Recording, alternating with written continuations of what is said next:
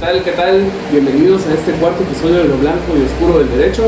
Como ya saben, estamos aquí con ustedes para poder hacerles llegar de manera cálida y transparente temas legales de gran relevancia para ustedes, ciudadanos, como usuarios del derecho.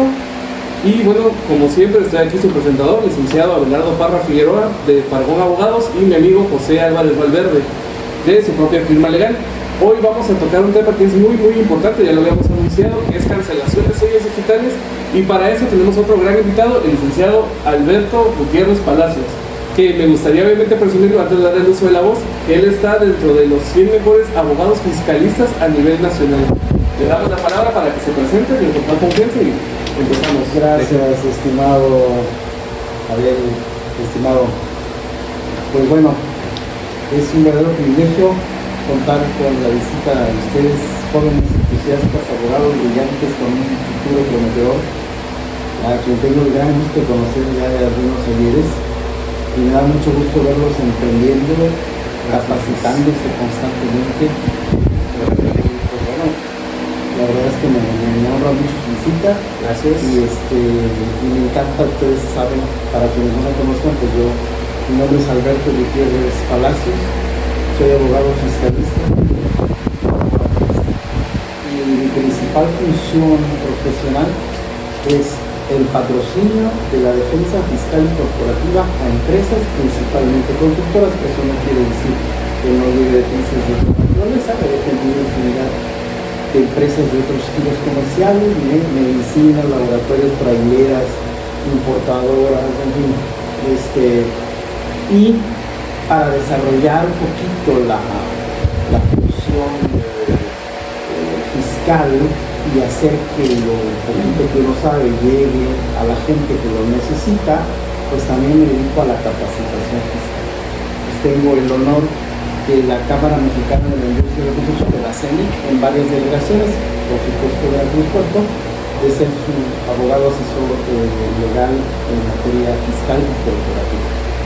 Sigue las órdenes. Eso, pues perfecto. Aquí tenemos una gran personalidad del mundo del derecho fiscal, y quiero también presumirles que es su tercer año consecutivo que sale en la revista Defensa Fiscal como uno de los 100 mejores abogados fiscalistas de la República Mexicana. Y es un honor, licenciado. Gracias, y si me permite también, para iniciar con este proyecto, hacerle una serie de preguntas del tema que vamos a hablar hoy, Claro que sí. son en referencia de los sellos digitales. Así es. La pregunta consiste: ¿qué son los sellos digitales y cuál es su importancia en la actividad fiscal de empresas y profesionistas? Claro que sí. Bueno, el mundo, como ustedes saben, el mundo migró del papel a la electrónica. Y hoy prácticamente estamos gobernados por la electrónica en todos los sentidos, ¿sí? El derecho fiscal no podía ser ajeno a este fenómeno social mundial. Así es que desde hace ya algunos buenos ayeres, la norma fiscal mexicana, la ley fiscal mexicana, migró de los actos administrativos puramente en papel a los actos administrativos electrónicos. Dadas las bondades de Internet y la seguridad jurídica que nos presta Internet, que no es 100% infalible, existen errores informáticos, pero son errores que nos han permitido.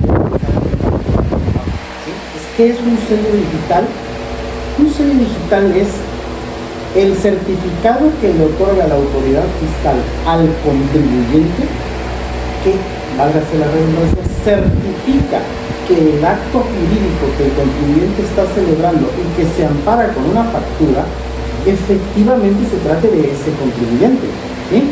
Porque recordemos que la firma electrónica avanzada de los certificados de sello digital, para poder emitir facturas y cumplir facturas, son el resultado de un proceso biométrico previamente realizado en las oficinas de la Secretaría de Hacienda, es decir, del Servicio de Administración Tributaria, en su área de servicios al contribuyente. Entonces, el certificado es la fe pública electrónicamente plasmada para dar certeza a una operación que celebra el contribuyente al emitir una factura.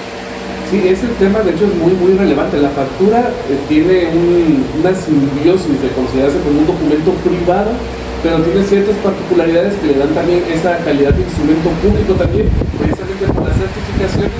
Y que bueno, no es razón de este tema en específico, pero bueno, sí me gustaba hacer esa colación, que valdría la pena nombrarlo, porque es para que vean la importancia de la existencia de los sellos digitales en las facturas. Voy a pasar a la siguiente pregunta, si me lo permiten, no había contestado eso.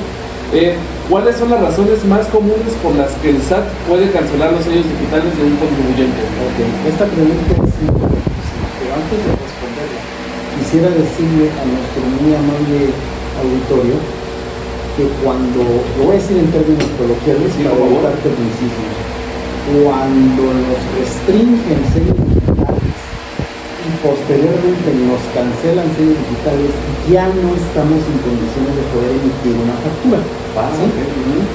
Al no poder emitir una factura, nuestro cliente se va a negar a pagarnos.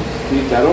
Y en un efecto dominó, la falta de sello le pega a la factura, la falta de factura le pega al cobro, y la falta de cobro le pega a toda la operatividad de la empresa. ¿Sí?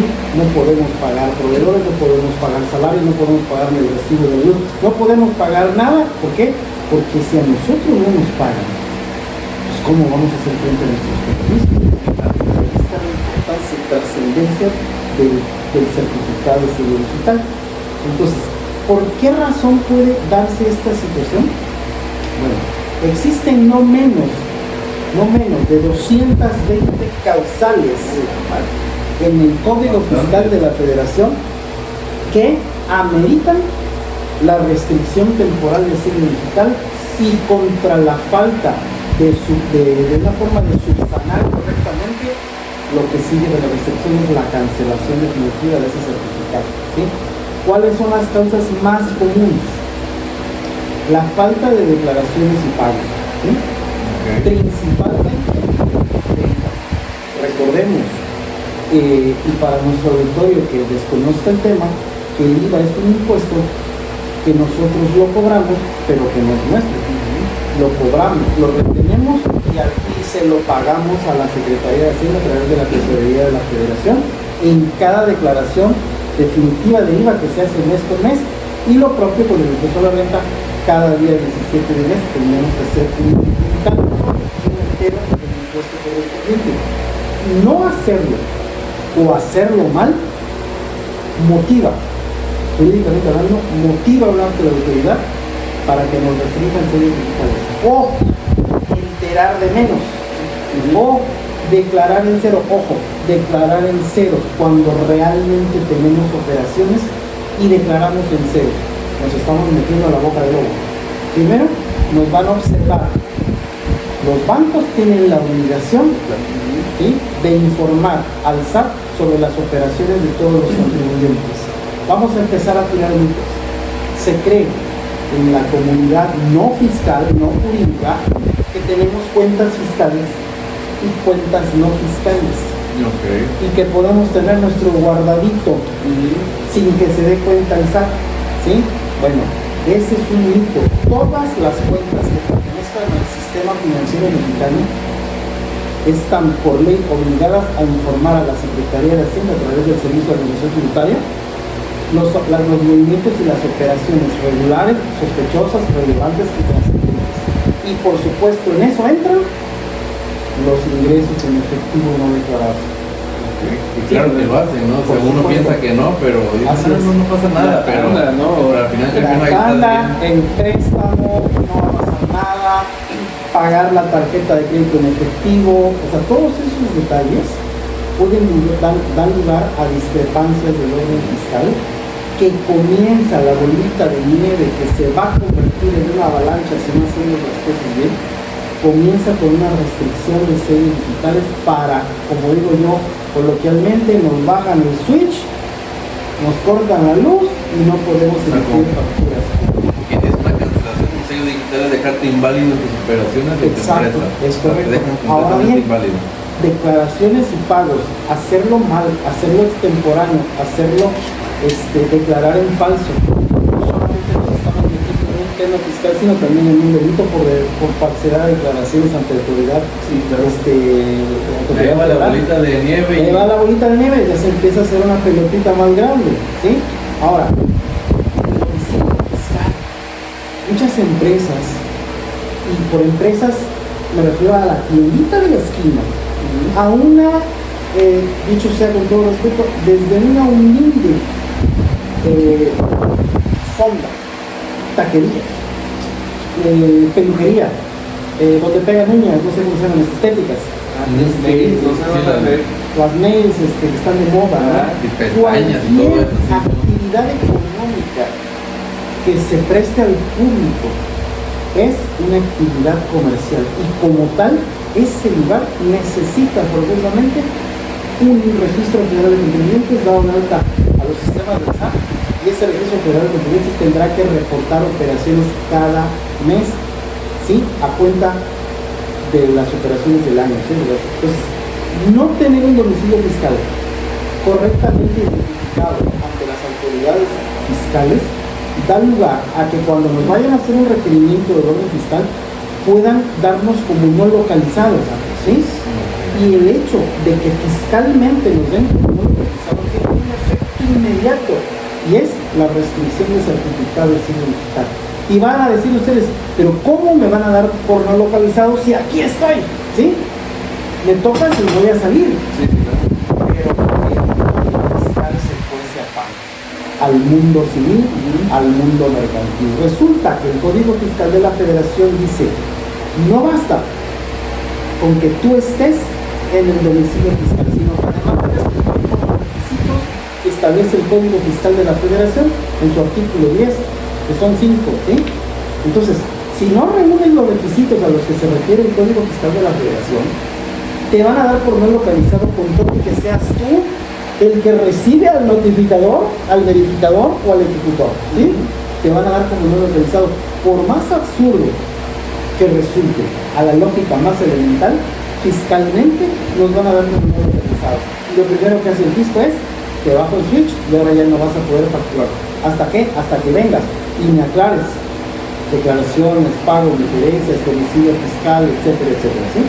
Y es que mucha gente, perdón que me interrumpa, es que piensan, no, pues no estoy dado de alta en Hacienda, entonces mal, me está cayendo dinero en mi cuenta bancaria, pero pues yo no estoy dado de alta en Hacienda, entonces no tengo obligaciones fiscales. Así es. Y es una pues falta de conocimiento y de acercarse a personas que les pueden decir las consecuencias de sus actos, que les puede repercutir en, o sea, no tienen idea de las sanciones fiscales, penales que van a existir. Es que es hasta por cualquier ingreso, hasta la ley del impuesto sobre la renta te lo dice, ¿no? Todos los ingresos que percibe una persona, sea física o moral, son sujetas de impuestos sobre la renta. Sí, claro, la mayoría en su caso. El criterio es básico. Todo ingreso que aumente el patrimonio de entrada es susceptible a ser grabado, ¿sí? Con el impuesto sobre la renta. ¿Sí? Existen excepciones, revisen por ahí del 93, 94 de derechos sobre la renta y ahí vienen las excepciones. ¿Qué ingresos no están grabados, no? ¿Sí? Sí, O algunos exentos, sí, luego hasta te califican o te intentan educar de manera muy coloquial que persigue cada impuesto, ¿no? Por ejemplo, el ISR es por lo que ganas, el IVA es por lo que consumes. Exacto. El IEPS, por ejemplo, es sobre combustible, ¿verdad? Es obviamente pequeño, pero es una forma muy sencilla de explicar cada El impuesto. impuesto de importación, pues en su nombre lleva Sí, claro, así es. su objeto, ¿no? De hecho, a mí me gusta llamarle para cuando estoy hablando con gente que no es muy conocedora del derecho, que el IVA, para que lo entiendan ellos, es como una papa caliente. Así es. Y el que se la queda es el que la paga. O sea, esa es la forma más sencilla de explicarlo y te lo entienden, ¿no? Y tengas a la importancia, porque es un juego, no es el juego del fisco, y ahí es donde entran las estrategias. Hay que saber bien si qué se puede exentar, qué se puede deducir, dependiendo de tu régimen fiscal, que bueno, tampoco es tema del podcast que tenemos hoy, pero es bueno también sacarlo como de la colación, sí. así es, porque sí está relacionado con el tema. Me pasa la siguiente pregunta entonces. Me paso la siguiente Gracias. Sí, pregunta. no, o sea, Perdón, antes de pasar a la siguiente pregunta, les di unas 3 o 4 causales, pero créanme, el Código Fiscal de la Federación tiene más de 220 causales para restricción de certificados de sello digital. Y esto es más eficaz, hablando de recaudación fiscal, que amenazar a la gente con subir impuestos, amenazar a la gente con meterlos a la cárcel. Simple y sencillamente le pegas a la gente donde más duele, que es en el pobre. Sí, no puedes cobrar. No puedes cobrar sin factura porque tu cliente no te va a querer pagar sin factura. ¿Por qué? Porque entonces le estaríamos pasando la papa caliente al cliente, que el cliente a su vez no le podría dar efectos fiscales a su pago por falta de una factura. Sí, claro. Entonces toda la cadena de suministro se ve afectada. Entonces, como dice la señalera, el SAT lo sabe. Sí, claro. Te pegan en donde la llaga, sí, donde duele. Donde más ¿sí? salen los ingresos. Es sí. correcto, te pegan en el ingreso. Entonces, tú vas a ir a la autoridad fiscal a tratar de regularizar precisamente esa causal de restricción para que te destraben, en el mejor de los casos, se destraben de la restricción, puedas emitir las facturas correspondientes y puedas retirar cuando no la nómina de cada mes, ¿no? Sí, Sí, claro. Paso a la siguiente pregunta. ¿De qué manera impacta esta cancelación en la operación de un negocio? Creo que ya también la respondimos. Pues bueno, visita, ¿de qué manera impacta? Fíjense, les voy a dar todavía más ideas A ver, de cómo impacta. Para que la audiencia Imagínense. tenga una mayor Imagínense perspectiva. a nuestra audiencia, eres empresario o eres empleado, y como empleado tienes derecho a que te paguen tu sueldo. Si a tu patrón le restringieron sellos, no va a poder cobrar, y si no va a poder cobrar, no te va a poder pagar tu sueldo. En el mejor de los casos, que tenga para pagarte el sueldo, tendrá que darte un recibo de nómina, y ese recibo de nómina debe tener un timbraje fiscal a través del certificado de sello digital para efectos de seguro social. No va timbrado, no te lo recibe el seguro social. Entonces este efecto dominó le va pegando una cosa, le va pegando a otra y le va pegando a otra, ¿sí? En ese sentido creo que la norma es injusta. ¿Por qué? Porque no tiene ninguna culpa el empleado de un patrón que tiene este problema, ¿sí? Claro, el empleado tendría que cobrar su sueldo y tener sus recibos de nómina timbrados para efectos de seguridad social y para cualquier tipo de efecto, ¿sí? Porque si el trabajador necesita su recibo de nómina timbrado para pedir un préstamo de carro, de casa, de Liverpool, de SEA, de Cope, lo que sea, pues simple y sencillamente sin el recibo timbrado no lo va a poder conseguir, ¿sí? Entonces ya estamos hablando de una afectación ulterior, ¿sí? Que nace con una inconsistencia patronal y el efecto no llega hasta el trabajador y su vida privada. Sí, claro. Ese es otro de los grandes ejemplos. Vamos a la. ¿En qué casos es recomendable acudir a un juicio de amparo para protegerse de esta medida? Bueno, ya estamos en medio de defensa, ya se pone la cosa buena. Si ustedes que nos ven tienen este problema, lo primero que tendrían que hacer es acercarse a la autoridad fiscal y tratar de corregir la inconsistencia, ¿sí? Este acercamiento, ¿cómo se hace? Bueno, el comunicado de la restricción del sello digital lo hace la autoridad fiscal a través del buzón tributario. El buzón tributario es una forma de comunicación institucional electrónica que tiene el SAT con los contribuyentes. Se hace a través de un correo electrónico y a través del portal digital de la página del SAT.gov.mx. Entramos a nuestro portal con nuestra firma electrónica avanzada, contraseña, y nos damos por notificados del buzón tributario. Ahí nos van a decir: te restringo sellos digitales porque te encontré diferencias de IVA. Por ejemplo, en este momento el Programa Nacional de Vigilancia Profunda está causando una infinidad de problemas de certificado de sello digital porque los algoritmos informáticos del SAT, que es lo que yo les decía hace rato, nos llevó el futuro y la electrónica avanza a pasos gigantes. Los algoritmos informáticos del SAT detectan inconsistencias entre los CFDIs emitidos. CFDI es una factura y los CFDIs cobrados. Y cuando existen diferencias, principalmente de IVA, repito, el IVA es un dinero ajeno, es el que hace girar. En ese sentido, nos bajan el switch y nos restringen sellos digitales. Nos lo van a comunicar a través del buzón tributario. Nosotros abrimos el buzón tributario. Si existe un apartado de tips de defensa, más al rato se los digo, pero no siempre es bueno abrir el buzón tributario, ¿ok? ¿Sí? Si me recuerdan esa parte más tarde.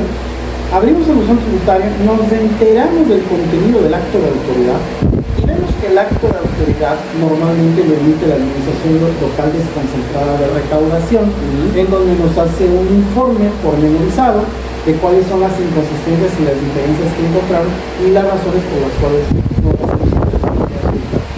Lo que procede luego entonces es hacer un caso de aclaración en el portal del SAT y en el mismo caso de aclaración pedir, conforme al artículo 17H bis, que nos habiliten nuestro certificado de sello digital en tanto no se resuelva el fondo del trámite. ¿Sí? En la vida cotidiana, ¿qué sucede? No lo hacen.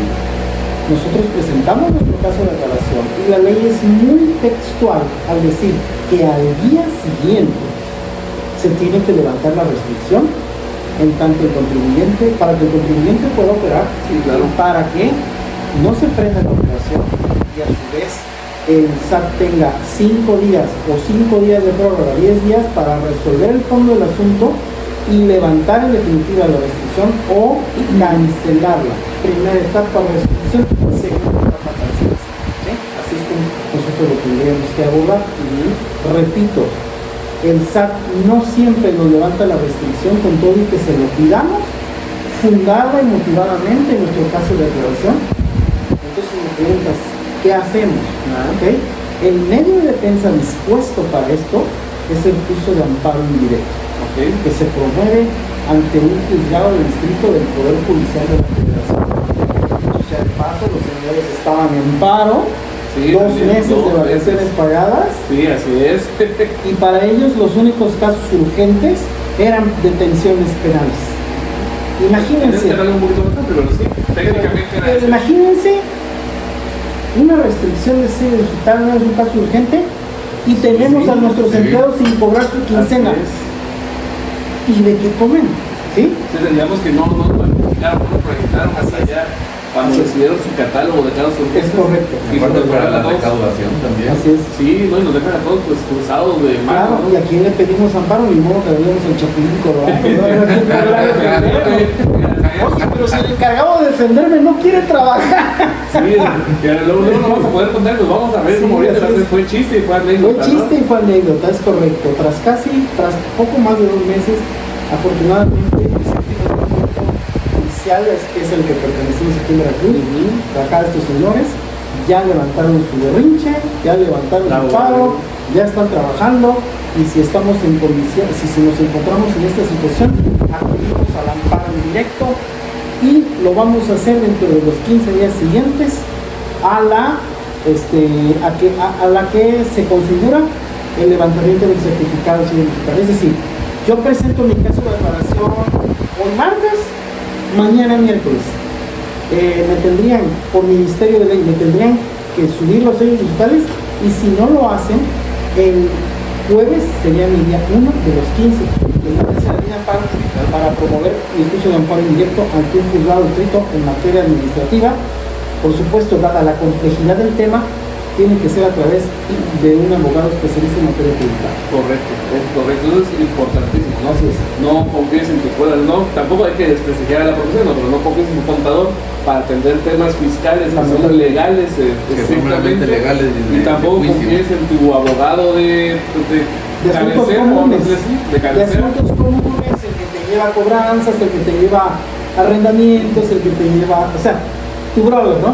Sí, porque la verdad es que fiscal es una de las especialidades que para mí me gusta, que son más técnicas en materia jurídica, y entonces hay que confiarle a alguien que sepa del tema. Así es, y que tenga experiencia probada a través de resoluciones, que podamos amparar a nuestros clientes con pruebas de lo que estamos diciendo, ¿sí? O sea, no nada más se trata de vender piñas, sí, humo, ¿no? Porque también en estos tiempos cualquier persona que hace un diplomadito de defensa fiscal ya se siente fiscalista. Ya, bueno, ya está mi papel. Y es que, bueno, va a sonar feo, pero estamos en una actualidad en que a la gente le interesa más ver los títulos pegados en la pared que los casos de éxito resueltos. Es correcto. Es muy, muy triste lo que ocurre.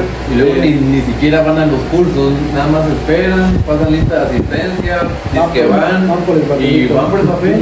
Sí, sí, o hasta los que son en línea, ¿no? Ya tú nada más te conectas 15 minutos antes, pues aquí asistí al curso. Apagas tu cámara y te vas a ver otra cosa. Y ya esperas ahí y al final sacas el examen y te dan tu diploma. Sí, sí, sí. Y lo subes a Instagram. Ah, ya tienes sabes, tu ahí, diploma que sí, ya. obviamente. Y lo faroleas así. Selfie. Aunque sean digitales ahora, por ahí lo subimos todos. Claro. Y bueno, gracias que ha estado contestando las preguntas, abarcando más, porque bueno, traíamos una esquela preparada muy particular para las preguntas, Pero estaba excelente las respuestas que está haciendo están abarcando varias preguntas a la vez. Y le agradezco conseguir en serio la participación, la oportunidad, ¿no?, de entrevistarlo. Vamos a pasar a la siguiente pregunta, que bueno, ya tiene que ver con casos de éxito y cierre en materia tributaria, en este caso de sellos digitales. ¿Existe algún caso relevante en el que el contribuyente haya logrado prevenir la cancelación de sellos digitales? Tengo la fortuna de contar con resoluciones en este sentido, en donde hemos podido apoyar a los contribuyentes que no solamente han sido objetos de una restricción y posterior cancelación de sello digital. Por cierto, no he comentado procesalmente lo que sigue después del amparo que levanta la restricción. El amparo lo que me va a dar es que me levanten la restricción temporal. Después quedan expeditos a salvo los derechos de la autoridad fiscal para resolver el fondo. Y en el fondo pueden levantarme o pueden cancelarme de manera definitiva.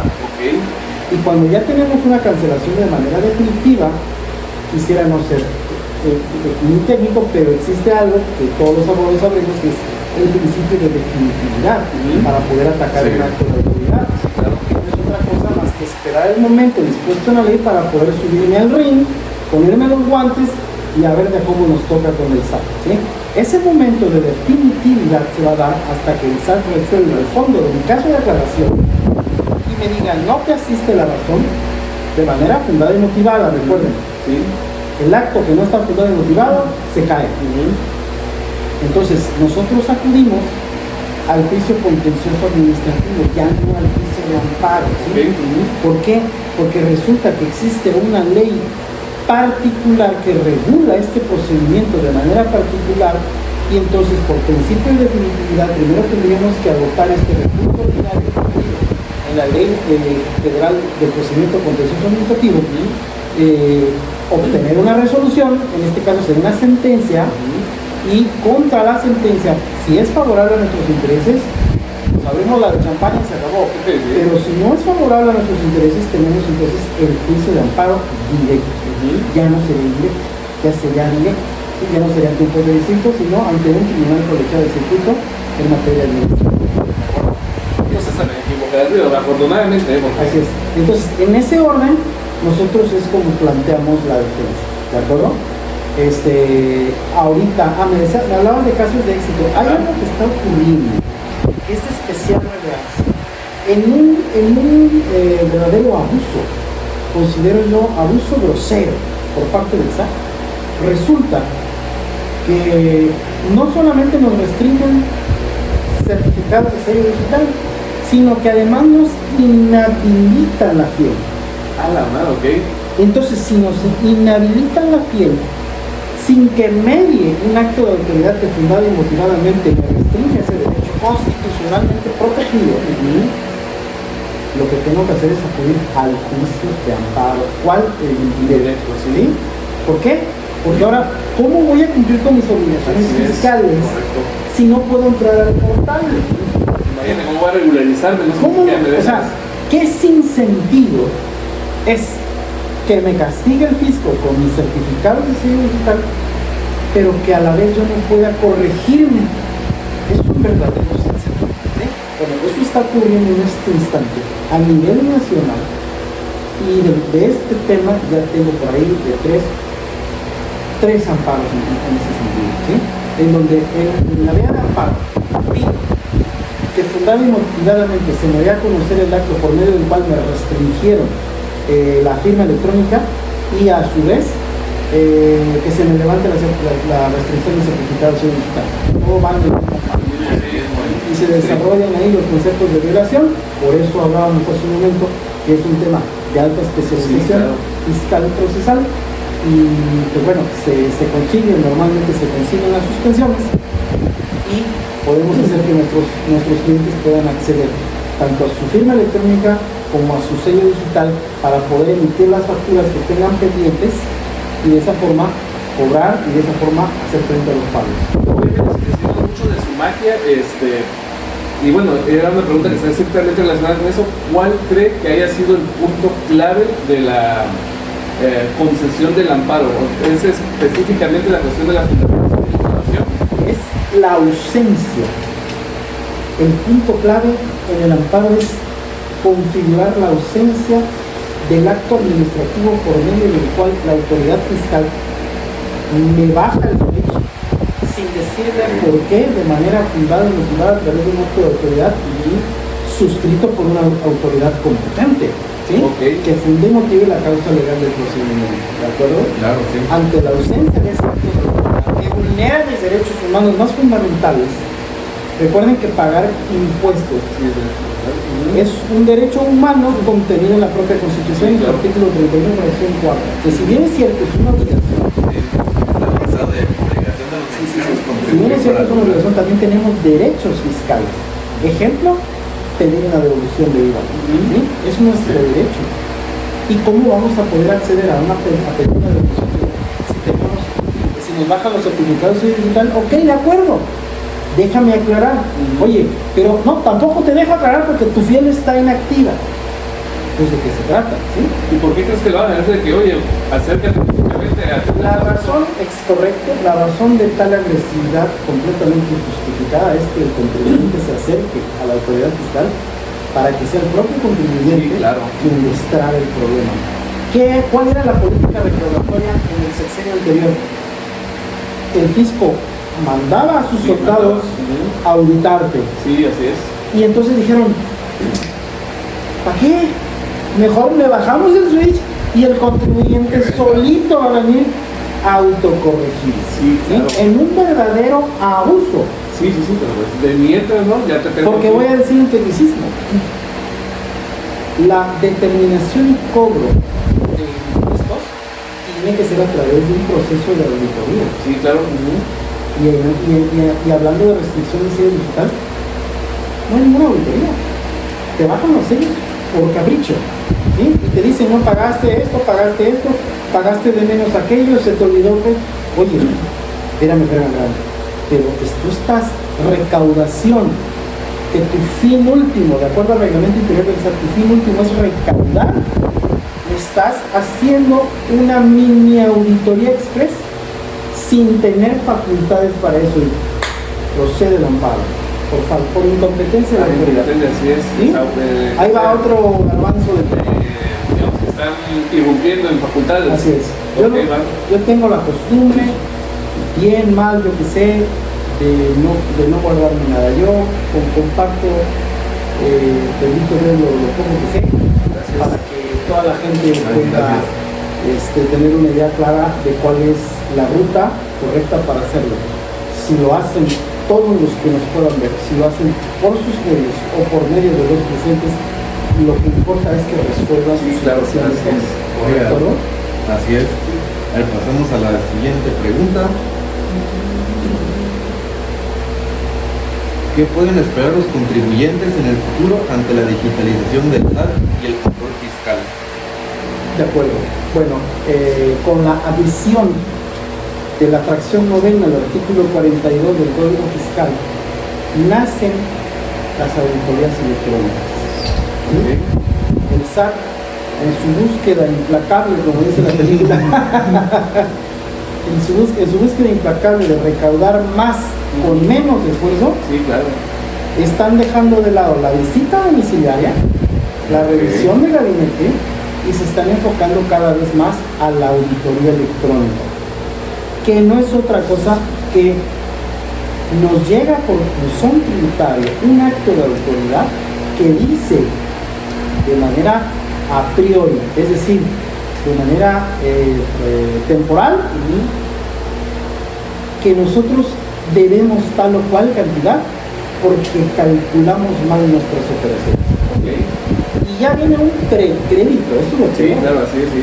viene un precrédito y nos otorgan 15 días para desvirtuar ese precrédito, lo cual humanamente a veces resulta imposible en 15 días poder juntar las pruebas Sí, claro, sí. documentales sobre todo, para poder desvirtuarlo. Y si no logramos desvirtuar ese precrédito, por Ministerio de Ley se vuelve un crédito fiscal firme, ¿sí? Es presuntivo y pasa a ser determinado. Exacto, de ser presuntivo pasa a ser firme. ¿Por qué? Porque no logramos desvirtuar, nos pasan la carga de la prueba al contribuyente para poder desvirtuar el precrédito todo a través del buzón tributario, ¿sí? Entonces ellos ya ni se despeinan, ni les da el sol, ni el norte.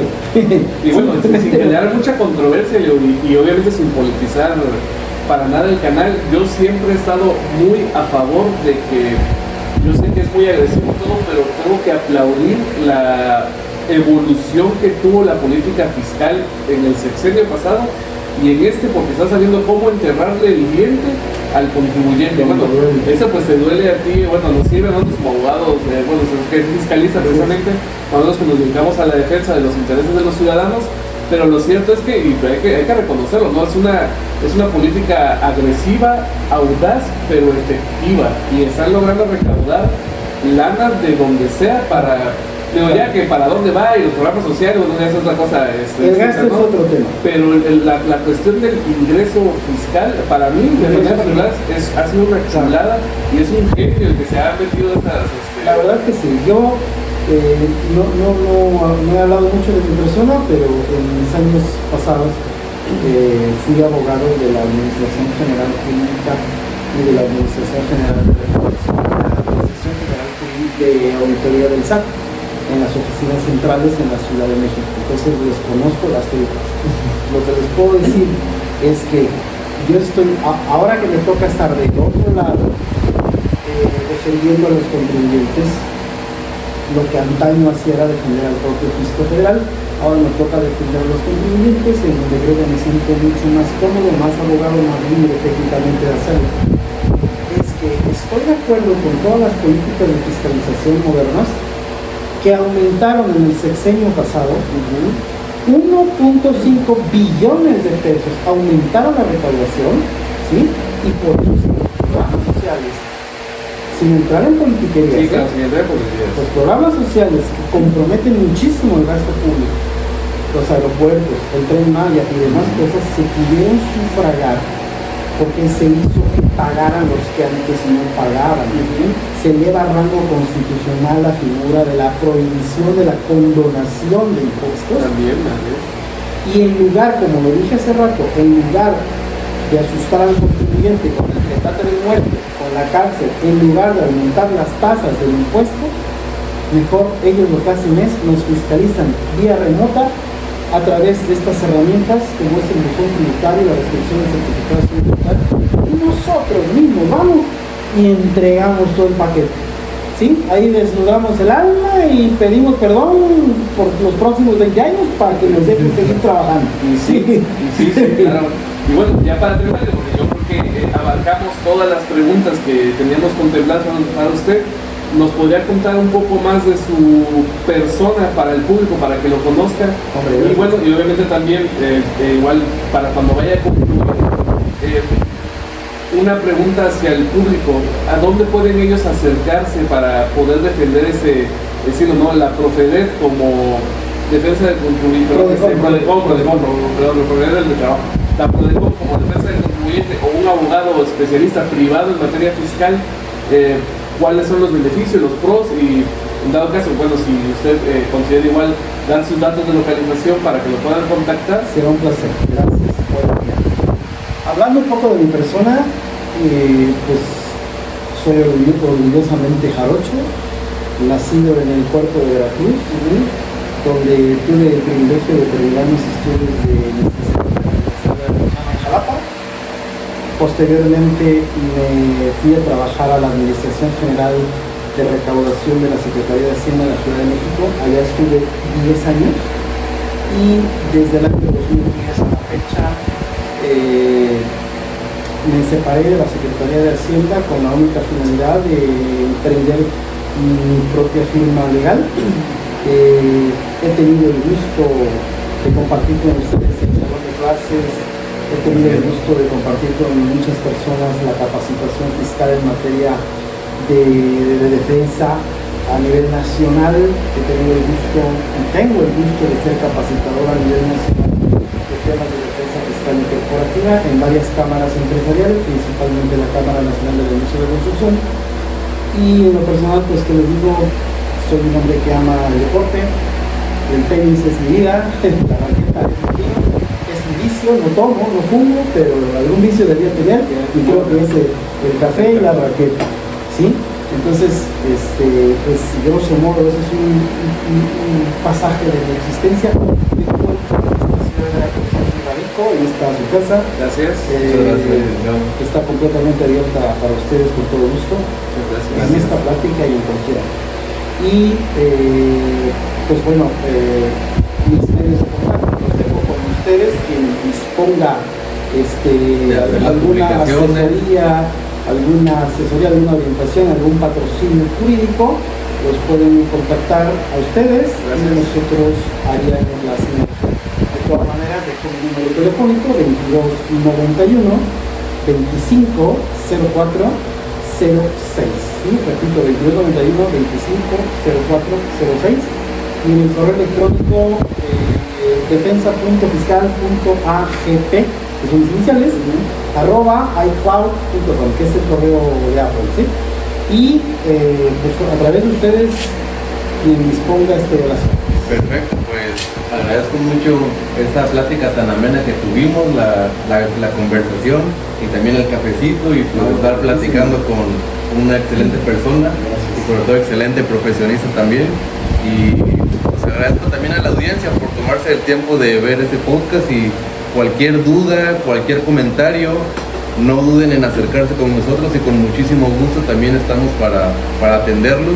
Y si tienen algún caso más en particular, pues que se dirijan hacia nosotros para poderles resolver sus dudas. Claro. Si me permiten, sí, claro. El comercial. En este momento de la vida fiscal mexicana existen dos grandes temas que afectan a los empresarios. El primero es el que acabamos de platicar, la restricción y cancelación de certificados digitales. El segundo, que tiene vueltos locos prácticamente todos los contribuyentes, es la compra de facturas. La compra de facturas a través de empresas factureras para disminuir el pago del impuesto, obviamente, es una conducta típica, penal, fiscalmente castigada, pero muy recurrente, y no por eso se ha acabado ni se ha disminuido, sino por el contrario, cada día es más y más recurrente. Entonces, si ustedes así lo disponen, en otra plática podemos hablar de los efectos fiscales de la compra de facturas y cómo se defienden esos problemas que enfrentan los empresarios. Sí, claro, es un tema bastante interesante ese, porque está en el comentario de muchas personas, y se platica mucho de esto, incluso personas que realmente quieren hacerlo para pues, sacar beneficio, ¿no? Claro, pero sí estaría para pagar menos impuesto. El problema es que muchas veces lo hacen mal, Así es. muchas veces ni siquiera compran una factura, pero no les saben dar el soporte legal a la Es operación. correcto, así es. Y entonces el fisco los encuadra como factureros cuando realmente no lo son. Sí, también. Pueden pagar justos por pecadores, no es un tema estrictamente de factureros. Sí, claro, claro. Esa será la plática de otra ocasión, que ansiamos con mucho gusto que sea pronto. Y pues bueno, cualquier cosa estamos a sus órdenes. Mi nombre es José Álvarez Valverde, licenciado Abelardo Parra Figueroa, Alberto Gutiérrez Palacios. Pues bueno, Hasta la próxima. Sí, hasta luego. Gracias.